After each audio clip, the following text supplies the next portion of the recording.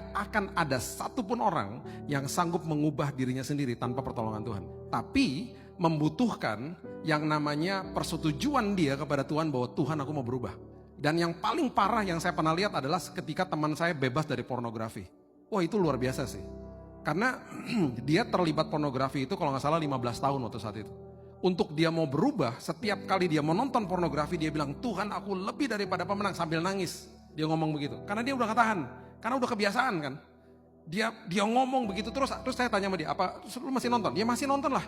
Karena gue cuma ngomong doang terus itu nggak terjadi gitu sama diri gue, Bill.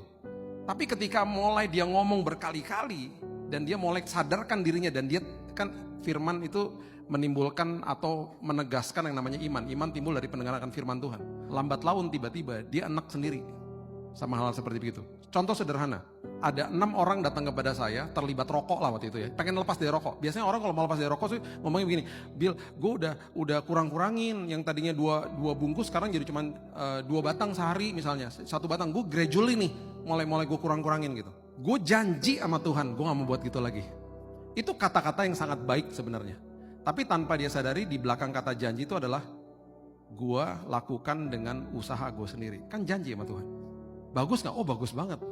Kebanyakan yang setelah mereka lepas dari rokok, mereka pasti balik lagi bilang gini, gue ngerokok lagi nih. Karena pakai kekuatan sendiri.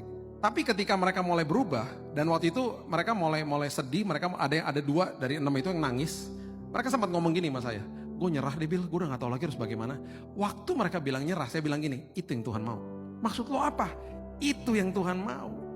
Lo gak bisa bilang janji-janji sama dia, lo akan pakai usaha sendiri. Coba lo sekarang berubah doanya. Terus dia doa, Tuhan aku nyerah, Tuhan aku gak bisa, dagingku terlalu kuat Tuhan, aku gak bisa Tuhan.